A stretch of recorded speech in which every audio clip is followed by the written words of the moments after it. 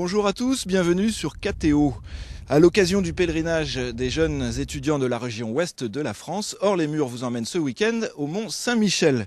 Bretagne, Normandie jusqu'au Pays de la Loire, ils étaient près de 1000 jeunes à être venus ce week-end fêter ensemble les rameaux ici même au Mont Saint-Michel. Durant 52 minutes, nous déroulerons le fil de ce pèlerinage. Comment s'organise un tel événement? Quelle importance pour les jeunes dans leur vie de foi? Nous reviendrons sur toutes ces questions avec le père Philippe Girard, organisateur de ce pèlerinage, mais aussi aumônier pour les jeunes de la région ouest de la France. Impossible de parler du Mont Saint-Michel sans évoquer les fraternités monastiques de Jérusalem. Depuis 2001, ce sont les moines des fraternités qui font revivre ce lieu, lui redonnant ainsi sa dimension spirituelle. Avec l'un d'entre eux, le frère François, nous reviendrons sur les liens qu'entretiennent les fraternités avec le Mont Saint-Michel. Ce véritable roc de la foi, comme on le surnomme, est situé sur le diocèse de Coutances-Avranches. Avec près de 3 millions de visiteurs chaque année, le site est l'un des plus visités de France, juste après le château de Versailles et la tour Eiffel. Les manifestations culturelles, les célébrations religieuses se succèdent, mais quelle place trouver pour la vie du diocèse? Comment trouver son identité?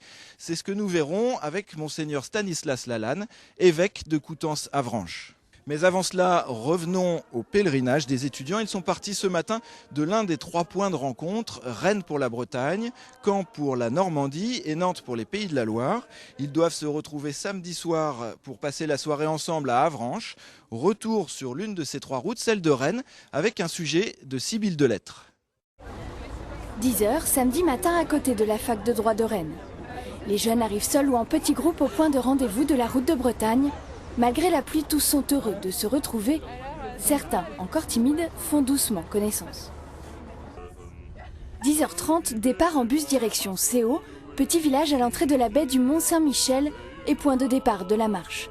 3 bus au total ont été affrétés pour transporter les 300 étudiants de cette route. Ta parole au Seigneur, ta parole au Seigneur, ta parole au Seigneur. Midi, arrivé à Céaux, le pélé commence enfin. Première étape, la répartition des étudiants. Chacun, avant d'entrer dans la petite église du village, tire un nom de chapitre au sort. Au total, 30 chapitres sont formés, des groupes d'une dizaine d'étudiants. Parmi ces jeunes, quelques-uns se connaissent déjà, mais la plupart feront connaissance sur la route. J'espère qu'il y aura plein d'autres personnes. En plus du soleil, déjà, il y a plein d'autres personnes avec qui on pourra facilement faire connaissance. La petite église de Céaux est remplie par tous les jeunes venus entendre le mot d'accueil de Monseigneur Levert, évêque de Quimper-et-Léon.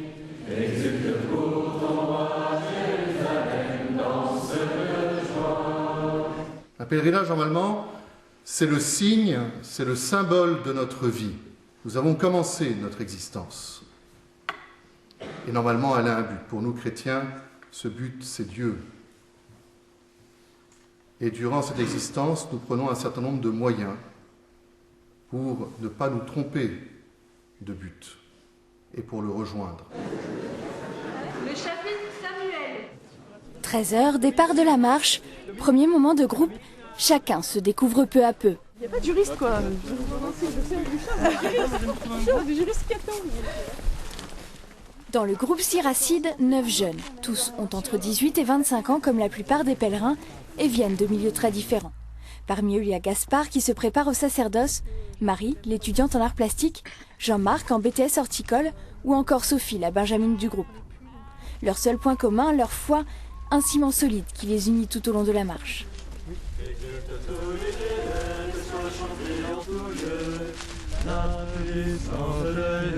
Ça fait du bien de voir qu'on n'est pas seul catholique fondu dans une masse innommée. On est des jeunes, on est des étudiants, on veut vivre notre foi, on veut la vivre ensemble. Donc ces temps de marche, pour moi, c'est tout bénef.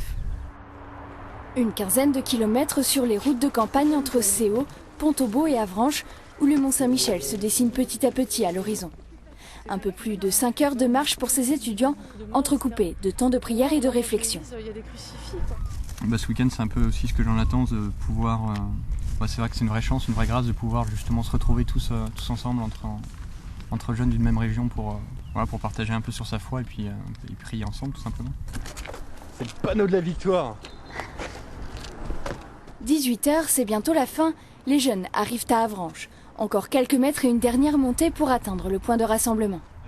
Enfin arrivé à Avranches. Il n'y a plus qu'à poser nos affaires et après C'est bon. Ah oui, je suis content d'arriver parce que la dernière montée vers Avranches était vraiment pénible.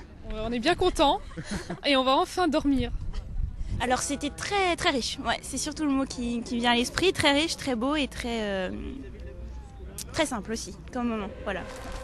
Après une petite photo souvenir, les chapitres se défont dans la cour du lycée Notre-Dame de la Providence d'Avranches, où les jeunes passeront la nuit.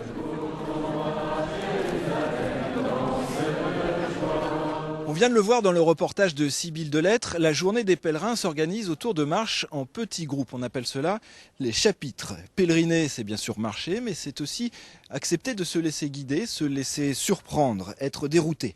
Pour ces jeunes, le Mont Saint-Michel revêt donc une symbolique forte. Comme eux, au cours des siècles, de nombreux pèlerins se sont rendus vers le Mont Saint-Michel, ont visité cette abbaye. Émeric Coletta a suivi pour nous les étudiants normands afin de mieux comprendre la dimension spirituelle de ce pèlerinage.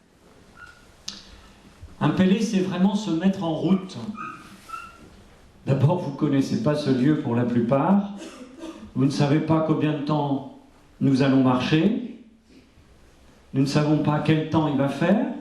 Vous ne savez pas vers quel endroit nous allons. Et vous ne savez pas ce qui va se passer pendant la marche. Et justement, c'est pour ça que c'est plus qu'une marche. Ces quelques mots donnent le ton. Sur le littoral normand, le pèlerinage débute. Cette année, les marcheurs sont appelés à réfléchir sur le thème « Nous prêchons un Messie crucifié ». Une phrase qui sonne comme une évidence, mais qui cache un message essentiel qu'ils vont découvrir ensemble. Ils vont se rapprocher, échanger et avancer sur un chemin de foi. Tout commence par les présentations mutuelles. Ils évoquent ensemble la raison de leur venue. Moi j'aimerais bien que ça m'aide à voir plus Dieu au milieu de ma vie parce que c'est pas vraiment le cas. C'est pas facile. Alors que la marche ne fait que commencer, Lionel, un des participants, est pris d'un malaise. Pour lui, la route semble s'arrêter là. Chaque chapitre a son identité, placé sous la protection d'un saint et dirigé par un chef de chapitre. Pour Pierre-Yves, être meneur aujourd'hui ne veut pas dire être un guide spirituel, même si en étant séminariste, il peut se situer plus rapidement par rapport au thème. Il y a des gens plus ou moins timides, plus ou moins bavards, qui ont chacun des expériences différentes.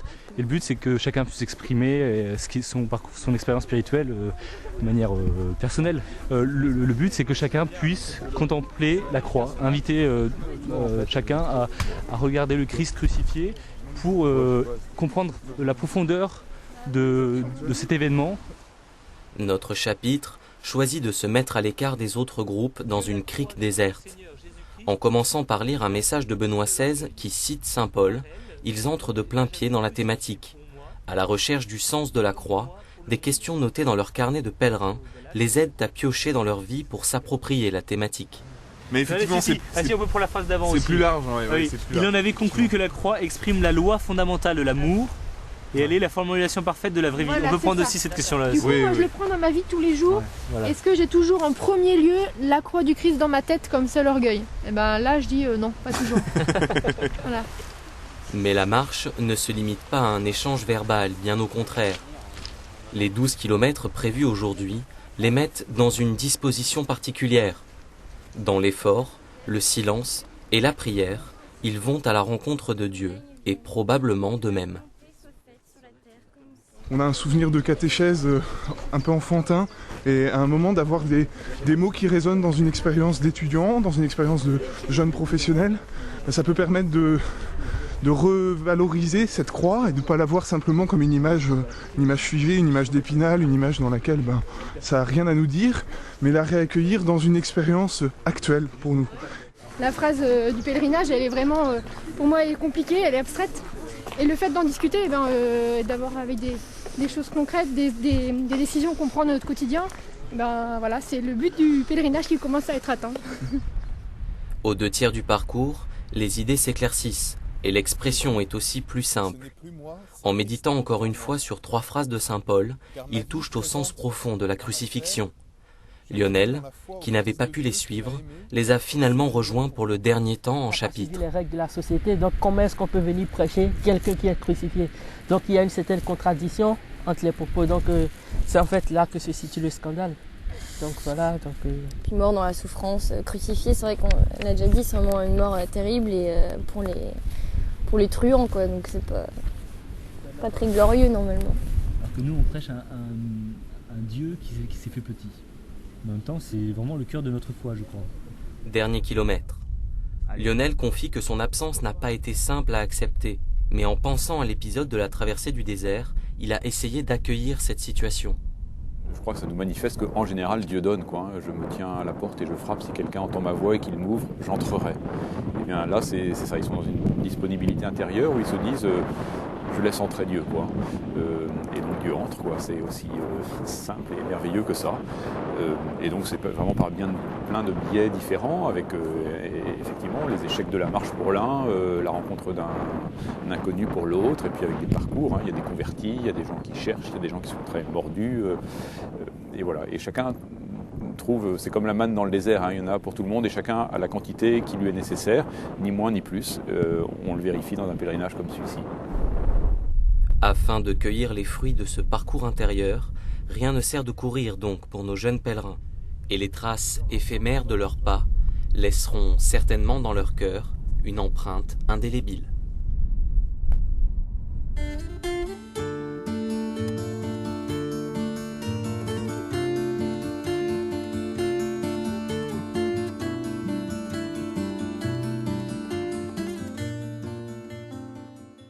Père Philippe Girard, bonjour. Bonjour. Vous êtes aumônier des étudiants pour la région ouest de la France. À ce titre, vous êtes aussi l'un des organisateurs de ce pèlerinage.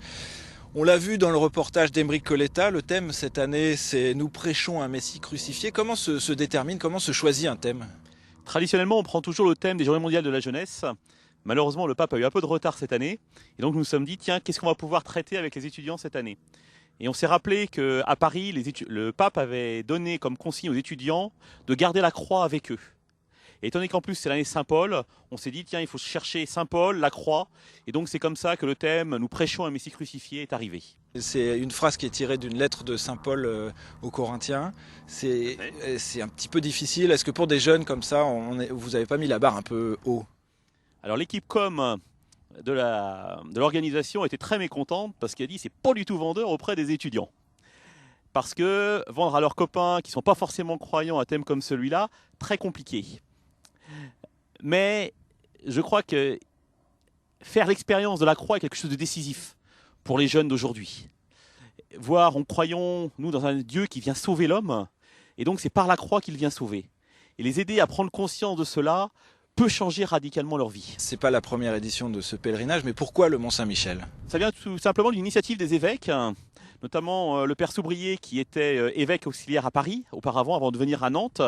Et ils se sont dit, tiens, il y a le pèlerinage de Chartres pour Paris et les villes de la cité parisienne, la banlieue parisienne. Et donc ils se sont dit, bah, tiens, pourquoi pour l'Ouest, il n'y a rien? Et donc ils ont confié aux aumôneries étudiantes d'organiser un pèlerinage. Pourquoi le Mont-Saint-Michel? Tout simplement, c'est qu'ils se sont dit, il faut un lieu culte un peu. Et dans l'Ouest, il y avait plusieurs lieux d'apparition, mais ils se sont dit, il y a une dimension symbolique forte comme lieu de pèlerinage au Mont-Saint-Michel depuis des siècles et des siècles. Et donc c'est pour ça, leur choix s'est arrêté dessus. Une dimension symbolique forte, vous pensez par exemple à cette montée là qui, pour les rameaux, c'est vrai qu'il y a une symbolique très forte, on pense aussi à l'entrée du Christ en Jérusalem, il y a toute cette symbolique au Mont-Saint-Michel plus qu'ailleurs sans doute? Tout à fait, je me rappelle il y a 2 ans, c'était vraiment très impressionnant de voir les pèlerins monter en chantant des chants de louanges comme le Christ qui rentre à Jérusalem en chantant des hosannas, et on voyait les gens sortir des magasins, nous regarder avec des grands yeux en disant qu'est-ce que c'est que ça?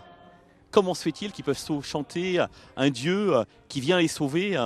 Expérience extraordinaire, expérience très forte. Pour les jeunes aussi, parce que j'imagine que vous avez un petit peu de recul, cette expérience du pèlerinage pour les jeunes, qu'est-ce que ça laisse comme fruit? À mon avis, beaucoup de fruits. Tout simplement, c'est qu'ils font une véritable expérience, premièrement, d'église. C'est-à-dire, les évêques sont rassemblés, c'est les évêques qui les invitent, et ça, ils en ont bien conscience. Et pour eux, cette démarche est aussi une réponse à un appel des évêques. Donc une démarche ecclésiale. Aussi une démarche individuelle, proposée dans le sacrement de réconciliation, où ils vont faire une expérience unique de la rencontre de Dieu. et finalement une expérience entre jeunes où finalement ils peuvent partager les questions qui les animent, chanter ensemble, prier ensemble, célébrer ensemble, essentiel pour eux je crois. Il y a beaucoup de temps de prière, de réflexion. Quelle place pour faire la fête? Parce que c'est vrai qu'ils sont jeunes, ils ont moins de 25 ans en règle générale, ils sont étudiants. On pense forcément au JMJ avec un caractère beaucoup plus festif. Et là, il y a beaucoup de temps de prière, beaucoup de temps de partage, beaucoup de temps de réflexion. Je crois que la marche est quelque chose d'essentiel. Et la marche, on ne fait pas que réfléchir dans la marche. C'est aussi des temps de partage, des temps d'échange. Et je ne me rappelle plus qui a dit que la foi commence par les pieds. Et marcher pour eux est quelque chose d'essentiel parce qu'ils rentrent vraiment dans une relation à l'autre pleine et entière. Et puis traditionnellement, on organise un fest-noz le soir. Donc là, cette année, on ne va pas pouvoir le faire. Tout simplement, c'est qu'on doit se lever à 4h30 à cause de la marée le matin. Donc, pas de fest-noz pour être au lit tôt ce soir. D'accord. L'organisation, alors ce sont les jeunes qui prennent ça en charge. C'est aussi une dimension importante. La logistique, c'est 8-12 mois de travail. Vous avez dû commencer en septembre, octobre. C'est important ça aussi pour les jeunes de fédérer autour d'un projet comme ça. Tout à fait. Je crois que c'est très dynamisant pour les jeunes et pour les aumôneries, dans le sens où ça permet à des jeunes de développer leurs capacités et de s'investir pleinement dans un projet concret. Et souvent, vous disiez par rapport à la place de la prière, la place de la célébration, faire du concret pour les autres, c'est aussi important pour les jeunes. Ils passent beaucoup de temps finalement avec des prêtres, ce qui est relativement normal, mais aussi beaucoup de temps avec des évêques. On n'a pas forcément, puis d'autant plus quand on est jeune, l'occasion de passer autant de temps avec des personnalités comme ça. Est-ce que vous avez des retours d'échanges qu'il peut y avoir entre les jeunes et les évêques? Les évêques et les jeunes sont très demandeurs de se rencontrer l'un l'autre.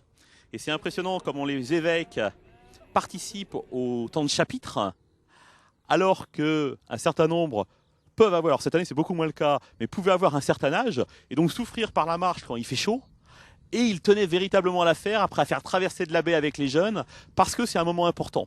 Et donc pour certains évêques, des fois la montée vers Jérusalem, vers le Mont Saint-Michel, pouvait s'avérer difficile. Mais expérience unique, où les évêques, justement, savent se rendre présents, et là ils reviennent de Lourdes, où ils ont passé quand même des moments importants, et ils ont réussi à dégager, il y a 7 évêques qui ont réussi à dégager 2 jours pour venir avec les jeunes de leur diocèse. Et c'est vraiment une expérience fondamentale pour les jeunes. Et fondamentale au sens fort, c'est-à-dire du fondement de leur expérience ecclésiale. Écoutez, Père Philippe Gérard, merci beaucoup pour ce témoignage. On va vous laisser vaquer à la suite de ce pèlerinage. Justement, nous parlions ensemble de la dimension spirituelle du Mont Saint-Michel. Au Moyen-Âge, le mont est un des grands centres de pèlerinage. Après Rome et Jérusalem, on nommait alors les routes qui menaient au Mont Saint-Michel les chemins du paradis. Retour sur 13 siècles d'histoire avec un sujet d'Aymeric Coletta. Enlacé par la Normandie et la Bretagne, le Mont Saint-Michel se dresse dans une immense baie qui connaît les plus grandes marées d'Europe. Ce petit îlot rocheux, qui fait moins d'1 kilomètre de circonférence, compte parmi les sites les plus visités de France.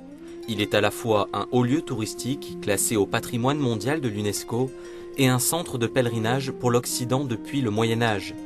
Et entre son emplacement unique et son histoire millénaire, le mont porte en lui une spiritualité particulière, animée par les fraternités monastiques de Jérusalem.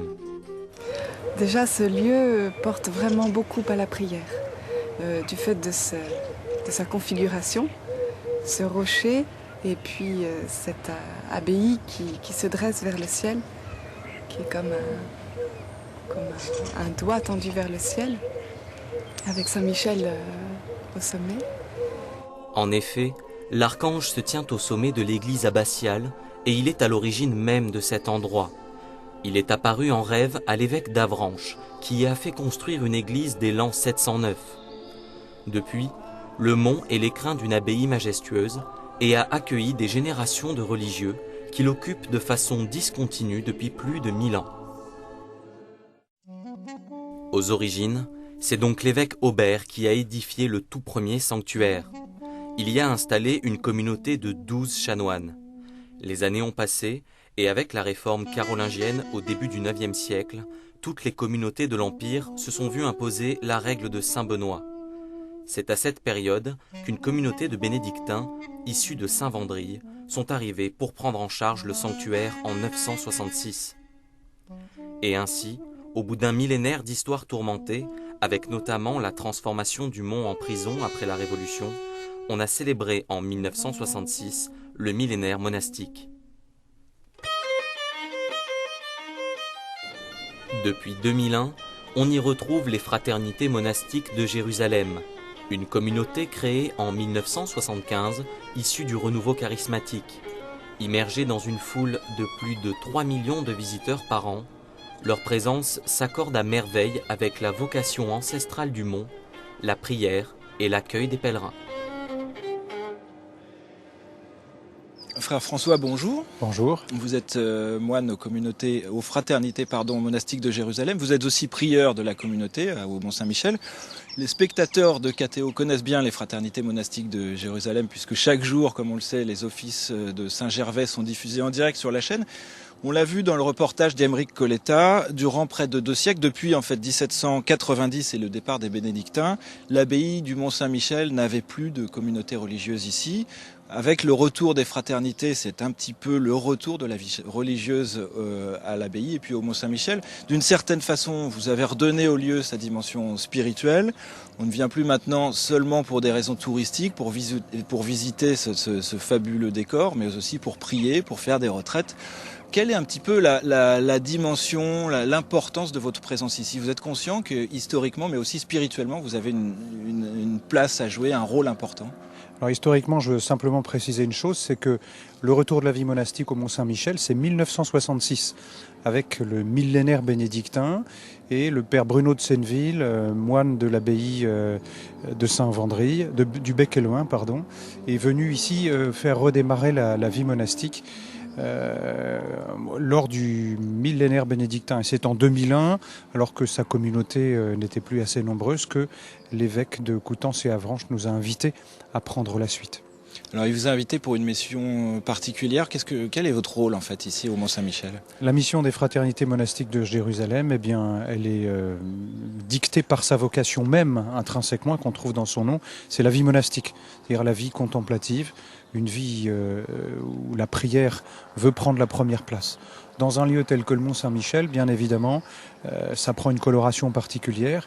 Et cette coloration particulière, c'est d'accueillir non seulement les pèlerins, mais aussi tous les visiteurs dans leur prière. Ce qui représente environ, au pied du Mont-Saint-Michel, c'est plus de 3 millions de visiteurs par an. Et il y a 1 300 000 environ qui montent jusque dans l'abbaye. 1 300 000, ça veut dire quasiment 1 sur 2. Un petit peu moins, c'est cela. Ouais. Et donc, qui sont qui montent comme touristes ou qui montent pour finalement se recueillir, prier. Le 1 300 000, la grande majorité vient pour visiter, vient dans une démarche touristique. Et notre rôle, c'est de les accueillir dans notre prière. Il y en a un certain nombre, on peut dire, je crois encore la majorité, qui sont souvent de tradition chrétienne. Et c'est pour eux, s'ils traversent l'abbaye au moment d'une célébration, c'est le moment pour eux de se souvenir de leur baptême et souvent de prendre un temps de prière avec nous. En même temps, c'est vrai qu'on a l'habitude de vous voir dans des grandes villes. Je pense à Paris, à Florence, à Strasbourg. Les communautés sont présentes avec une vie locale, une vie presque paroissiale. Ici, c'est un peu différent. Vous avez pour vocation de vivre au cœur de la ville. On n'est pas vraiment dans une ville, même si vous parlez 3 millions de personnes, 20 000 visiteurs par jour, entre guillemets. Est-ce que finalement, la vocation de votre présence et puis des fraternités monastiques a de quoi finalement bien s'exercer ici ? La question est bonne et de fait notre présence se justifie, comme le dit le père Delfieux, notre fondateur, des lieux comme le Mont-Saint-Michel, même s'il y a peu d'habitants dans le village, ce sont des cités en itinérance. Avec ces 3 millions de visiteurs chaque année ici, on est vraiment dans une cité itinérante. Et pour nous, notre mission, je dirais d'une certaine manière, elle demande beaucoup de gratuité, puisque en quelque manière, nous semons sur un tapis roulant. Les gens que nous voyons au cours d'un office, la plupart du temps, nous ne les reverrons jamais. Et ça, c'est pas un peu difficile pour vous? Avant d'être au Mont-Saint-Michel, vous étiez... J'étais à Strasbourg. À Strasbourg. Alors, j'imagine que là, vous aviez des contacts. Et là, c'est pas difficile de voir les gens partir, de se dire on les reverra jamais, et puis qu'ils sont simplement de passage, comme ça, vous l'avez dit. Vous êtes là pour étendre un tapis au cœur des villes. Personnellement, je le vis très bien. Bon, nous avons quand même des amis au niveau local et au niveau régional, mais bon, voilà, de savoir que la grande majorité des gens avec qui nous aurons prié au cours d'une célébration, nous ne les reverrons jamais, ma foi. Non, je le vis très bien. Ça appartient au Seigneur. Ce qui se passe, ça appartient au Seigneur. Notre mission, c'est de chanter ses louanges, de célébrer l'Eucharistie. Des personnes s'arrêtent, prient avec nous, tant mieux. Et puis ce que le Seigneur peut déposer dans leur cœur, ça lui appartient à lui, mais pas à nous. Alors les journées, comment se passent ces journées en fait? Les moines et les moniales doivent travailler à mi-temps. Ici, est-ce que vous travaillez? Alors déjà, l'essentiel de notre vie, c'est la dimension liturgique, c'est la prière, donc avec les 3 offices par jour qui correspondent à peu près au rythme que nous avons dans les villes, hormis ici, la messe est au milieu du jour. Alors bien évidemment, nous essayons, comme dans les autres fraternités, comme cela fait partie du charisme des fraternités de Jérusalem, de vivre autant que possible de notre travail, avec un travail salarié. Alors, on essaye de le faire à notre mesure ici au Mont-Saint-Michel, qui est une petite cité, avec surtout des métiers, je dirais, de l'hôtellerie et du tourisme. Alors, il y a une sœur qui travaille dans un restaurant, il y a une autre qui travaille dans la librairie religieuse du Mont-Saint-Michel, et puis nous avons des activités internes à la communauté. Je pense notamment à 2 frères qui font de l'iconographie et de l'enluminure. Voilà, mais autant que possible, avec les réalités que sont notre petit nombre et puis les réalités des possibilités d'emploi sur le mont, nous faisons ce que nous pouvons. Et puis la vie de ce lieu, parce que le Mont-Saint-Michel est très présent, il y a la beauté de ce décor, vous y passez, vous êtes quasiment les seuls, il y a quasiment plus d'habitants, on dit qu'il y a une trentaine d'habitants, mais je crois que vous êtes quasiment les seuls en fait, à vivre ici toute l'année, 24 heures sur 24. Comment ça se passe finalement quand on se réveille et puis qu'on ouvre la fenêtre de sa cellule et qu'on voit cette baie immense Alors, hormis l'été, en général, quand on ouvre le matin, la fenêtre, il fait nuit, encore. Alors, bon, boutade mise à part, c'est une grâce de vivre dans un tel lieu, parce que on a la chance que non pas les citadins, de contempler la beauté de la création tous les jours. Après chaque office, la plupart d'entre nous passent au moins quelques secondes sur la grande terrasse de l'Ouest qui s'ouvre sur la baie du Mont-Saint-Michel. Donc là, on a vraiment cette grâce de contempler la trace de la main du Créateur. Et puis la beauté de l'architecture. Ça joue dans votre vie de foi. Enfin, le décor joue dans votre vie de foi, dans votre vie de chrétien. Je crois que ça peut au moins alimenter un élément de notre contemplation. Et la contemplation, c'est contempler Dieu, et notamment dans son identité de créateur. Ça, c'est évident, ça nous sensibilise beaucoup à ça. Et parallèlement, ça nous sensibilise beaucoup aussi à ce dont l'homme est capable. Quand vous admirez toute cette architecture, toutes ces constructions qui se sont échelonnées depuis le 8e siècle jusqu'au 16e siècle, ça nous aide à porter un regard très positif sur l'humanité, sur sa capacité à faire du beau, sur sa capacité à donner un écho à son âme dans ce qu'il crée. La particularité des fraternités, c'est une vie aussi sans clôture murale, et puis les célébrations qui sont les offices qui sont célébrés avec les moniales. Ça, qu'est-ce que ça apporte aussi comme dimension nouvelle? Alors la dimension des liturgies célébrées avec les sœurs, c'est un témoignage. C'est un témoignage de cette complémentarité des hommes et des femmes. C'est un témoignage d'appel à ce que ce soit tout le monde qui participe à la louange. Et puis nous, ça nous aide à avoir une liturgie beaucoup plus riche, puisqu'on peut chanter à 4 voix. Et ça, c'est très beau. Enfin, la dimension de la liturgie, surtout pour nous, parce que la liturgie est évangélisatrice. Du moins, elle a un potentiel d'évangélisation, surtout quand elle est belle, c'est ce qu'on essaye de faire. Confère l'adage de saint Augustin, lex orandi, lex credendi. Si tu veux savoir ce que nous croyons, viens voir ce que nous célébrons. Et là, nous sommes pleinement dans cette dynamique, et c'est important dans un lieu comme ici, pour témoigner de notre foi à ces foules qui passent et qui, pour la plupart, ont un peu oublié Dieu. Écoutez frères, merci beaucoup. Alors justement, on va revenir à ces foules, les jeunes qui sont là aujourd'hui, le millier de jeunes. Ils sont arrivés à Avranches samedi soir pour une célébration de réconciliation et une soirée débat autour des thèmes abordés dans la journée. Ambiance autour de cette soirée avec un sujet de Sibylle de Lettres. Samedi soir, le soleil se couche sur le parvis de l'église Notre-Dame des Champs d'Avranches. Après avoir marché tout l'après-midi, les étudiants du Pélé se sont tous réunis pour une grande veillée de réconciliation.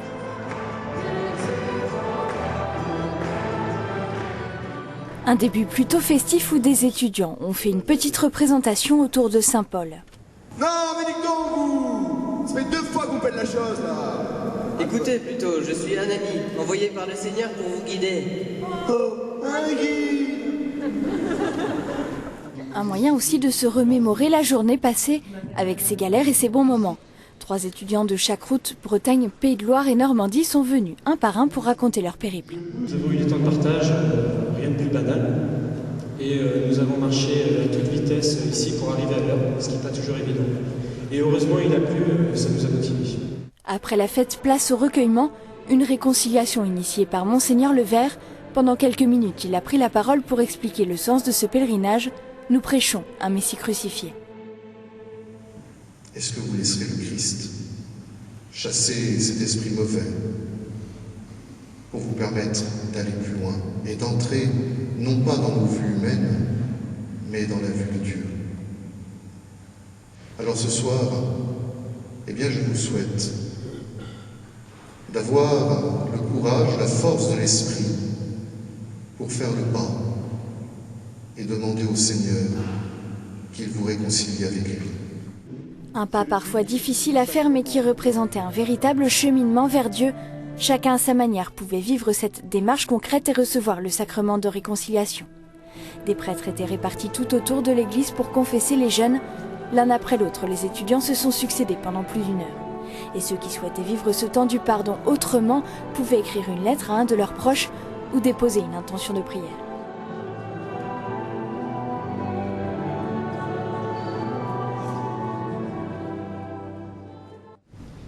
En signe de leur démarche de réconciliation, les jeunes ont ensuite déposé une bougie au pied de la Sainte Croix, symbole de la miséricorde divine. Un temps spirituel très fort, attendu par tous. Je me suis encore rendu compte que le sacrement du pardon, c'était quelque chose d'extraordinaire parce que je me suis confessée avec un prêtre qui, en l'espace de 3 minutes, j'avais l'impression qu'il me connaissait depuis toute ma vie et il m'a dit vraiment des choses magnifiques et j'ai l'impression de repartir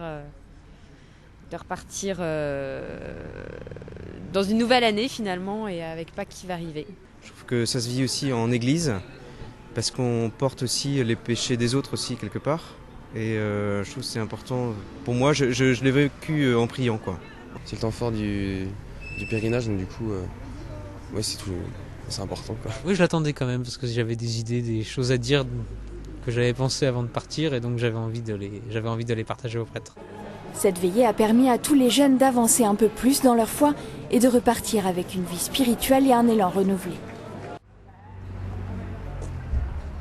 Dimanche matin, les jeunes ont quitté Avranches. Ils devaient traverser à pied la superbe baie du Mont-Saint-Michel, mais à cause d'un problème météo, notamment la brume, les organisateurs ont préféré les faire venir en car. Retour sur un épisode un peu malheureux de ce pèlerinage avec un sujet d'Aymeric Coletta. Avranches, 5 h du matin. Quelques courageux sont déjà sur le pont pour préparer le petit déjeuner des 250 étudiants accueillis dans ce gymnase. La nuit a été courte, mais les esprits sont déjà tournés vers la marche silencieuse dans la baie du Mont-Saint-Michel, le clou du pèlerinage. Après une douche et une collation rapide, à base de pain, de beurre salé et de confiture, c'est le départ pour le premier temps fort de cette journée. Les 1000 participants, répartis dans 3 lieux pour la nuit, se retrouvent un peu avant 7 h dans l'église Notre-Dame-des-Champs. Au programme, les laudes et une catéchèse avec Monseigneur Scherer, l'évêque de Laval.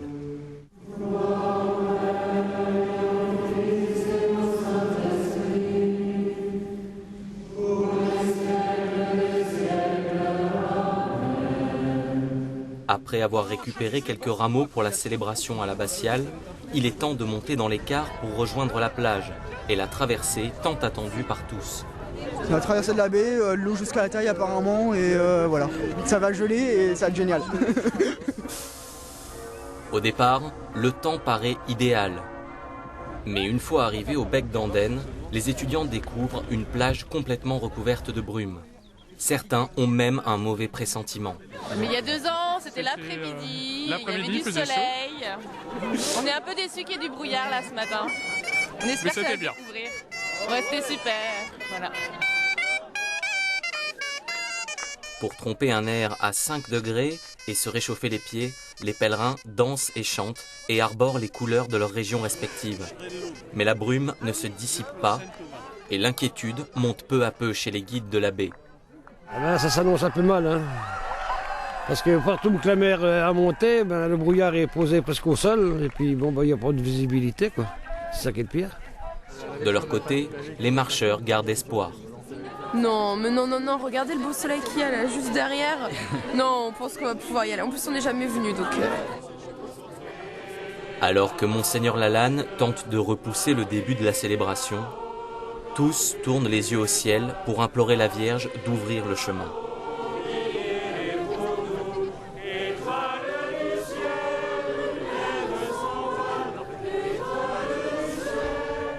Mais vers 9h30, le verdict est sans appel.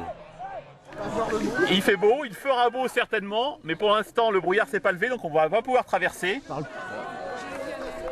La déception est palpable chez certains, même si d'autres sont déjà tournés vers la messe des rameaux. On va y aller toujours, et c'est le plus important. Voilà, pour la célébration, et ça va quand même être très chouette. C'est pas une vraie déception. Et on est le vendredi. On est des cathos trop gentils. On a passé le cap de la déception là.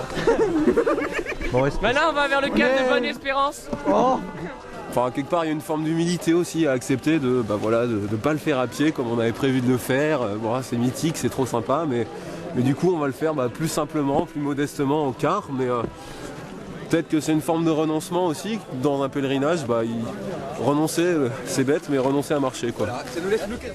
Finalement, c'est en car qu'ils termineront le pèlerinage, mais en ayant accueilli cet imprévu. Et comme un écho positif à cet enseignement, la voie se dégage peu à peu et la merveille se laisse enfin approcher.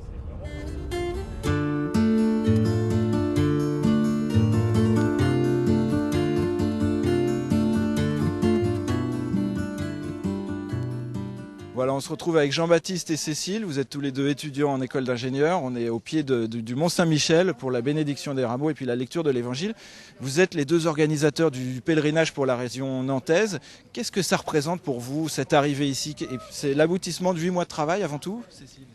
On a commencé au mois d'octobre à organiser tout ça, donc à essayer d'imaginer tous les petits détails pour que le pèlerinage se réalise bien hier et aujourd'hui. Donc, c'est beaucoup de travail, ça, cette organisation? C'est une mise en place logistique importante? On se réunissait à peu près une fois par semaine pour pouvoir organiser, répartir les rôles, déléguer et coordonner tout ça. Et c'est vrai que c'est pas mal de travail, mais c'est une joie de pouvoir servir de cette manière et de vivre sa foi de cette manière. Alors Jean-Baptiste, le service, c'est une notion importante pour toi. Je crois que tu me disais que c'est un petit peu pour ça que tu as accepté cette mission. Oui. Ouais, je pense que ce pèlerinage est pour moi l'occasion d'une expérience de service pour les autres et pour vivre ma foi. Donc effectivement, ça représente sur place beaucoup de travail de logistique, mais on est quand même là présent pour participer quand même aux célébrations, pour pouvoir vivre aussi cet événement avec les étudiants ici rassemblés. Alors Cécile, Jean-Baptiste parlait de service. Pour toi, c'est cette notion de service ou c'est cette notion de vie chrétienne? Ou alors finalement c'est les deux à travers le service de cette organisation? Tu vis ta vie de chrétienne? Pour tout dire, quand on organise un pèlerinage, on a moins de temps pour parler avec le Seigneur, mais c'est à travers le service qu'on vit tout en fait. Écoutez, merci beaucoup à vous deux et puis bonne procession. On va se retrouver tout de suite avec un sujet de Sibylle de Lettres qui a suivi pour nous la procession jusqu'à la messe. Accorde-nous d'entrer avec lui dans la Jérusalem éternelle. Dimanche matin, les 900 jeunes du Pélé sont enfin arrivés au pied du Mont Saint-Michel, une arrivée remarquée qui a lancé le début de la bénédiction des rameaux.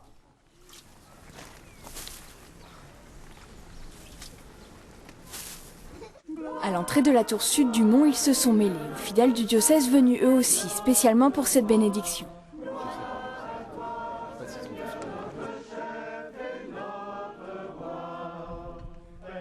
Leurs branches de rameaux à la main, les jeunes ont ensuite pris le chemin de l'abbaye qui culmine 70 mètres plus haut.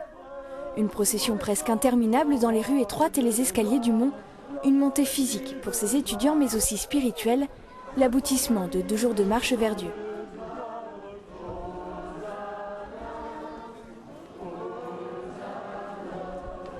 Après quelques minutes, les jeunes ont enfin pénétré dans l'église abbatiale, Répartis tout autour de la nef, assis à même le sol, tous avaient un large sourire aux lèvres. 7 évêques de la région ont concélébré cette messe aux côtés de Monseigneur Lalanne. En ce dimanche des Rameaux, la messe a débuté par une lecture du récit de la Passion. Désormais, vous pouvez dormir et vous reposer. C'est fait. L'heure est venue. Voici que le Fils de l'homme est livré aux mains des pécheurs. Levez-vous, allons. Le voici tout proche, celui qui me livre. Devant l'assemblée des étudiants, Monseigneur Dornelas, évêque de Rennes, a pris la parole. Dans son homélie, il a tenu à encourager les étudiants à affirmer leur foi au grand jour. Mes amis, vous ne vous trompez pas quand vous choisissez au fond de votre cœur l'amour qui vous pousse. Vous ne vous trompez pas quand vous sentez en vous la lumière de la foi qui vous invite à chercher davantage le mystère du Christ. Oui, vous êtes ressuscité avec le Christ. Très recueillis, les jeunes sont allés communier, un moment intense qui a donné sens à ces 2 jours de marche vers le Christ. Une fois sur le parvis, tous ont laissé exploser leur joie. Comme ça parce que là c'est pas mal derrière. C'était vraiment un moment extraordinaire avec tout plein de jeunes rassemblés pour prier, louer le Seigneur. Enfin, c'était vraiment extraordinaire. C'est beau de voir tous les étudiants de l'Ouest se rassembler pour chanter le Seigneur et voilà, on voudrait que tout le monde puisse avoir la chance de vraiment, connaître notre voilà, que tout le monde rejoigne ça, que vraiment on fasse partager ça au plus grand nombre, mais bon.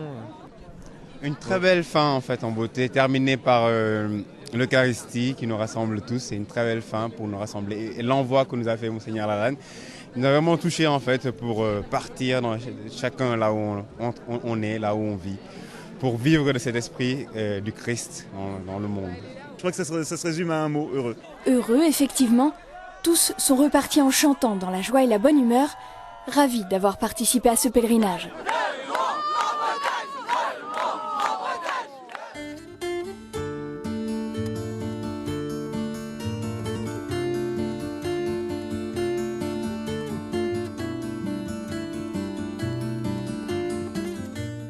Pour ce dernier entretien de ce Hors-les-Murs au Mont-Saint-Michel, je reçois maintenant Monseigneur Stanislas Lalanne. Monseigneur, bonjour. Bonjour. Alors, vous êtes évêque du diocèse de Coutances-Avranches. Les spectateurs de KTO vous connaissent bien puisque vous avez été longtemps porte-parole puis secrétaire général de la Conférence des évêques de France. Maintenant, vous êtes depuis 2007 dans le diocèse de Coutances-Avranches. C'est vous qui recevez un petit peu, on peut dire ça, les jeunes aujourd'hui au Mont-Saint-Michel. Voir tous ces jeunes réunis autour de cette célébration et puis de cette procession dans les rues du Mont-Saint-Michel, le jour de la fête des Rameaux, comment vous avez vécu ça? Quel a été votre sentiment? Pour moi, c'est une première. J'ai fait un certain nombre de pèlerinages quand j'étais au Mounier d'étudiants à Chartres et ailleurs, mais c'est une première de ce pèlerinage des étudiants de tout l'ouest de la France. Et c'est une énorme joie parce que depuis que je marche avec eux, depuis le samedi après-midi, j'ai découvert des jeunes extrêmement différents, en faisant des études très très variées, mais tous étant vraiment des chercheurs de Dieu. Beaucoup ont des questions, des doutes, des interrogations, des difficultés, et en même temps j'ai vu une quête de Dieu, et la qualité des célébrations le montrait, quoi. Enfin, espèce de, en même temps d'intériorité, en même temps un aspect festif. Et il me semble que, enfin même plus qu'il me semble, je suis certain qu'aujourd'hui, pour des jeunes qui sont souvent dispersés dans leur faculté, dans leur école comme chrétiens, des temps forts comme ça sont essentiels. Bon, parce que on va de temps fort en temps fort, la vie ordinaire est souvent plus difficile et c'est important de recharger les batteries. Alors j'ai pu entendre tout à l'heure à la fin de la célébration, là vous avez exhorté les jeunes à avoir de l'audace. Qu'est-ce que vous entendiez par là justement? C'est ce que vous êtes en train de dire là, l'audace de parler du Christ, de dire sa foi? Moi je crois que les temps sont favorables. Bon, c'est vrai qu'il y a eu plein de critiques de l'Église, c'est vrai qu'on a été quand même quelques chahutés depuis quelques semaines.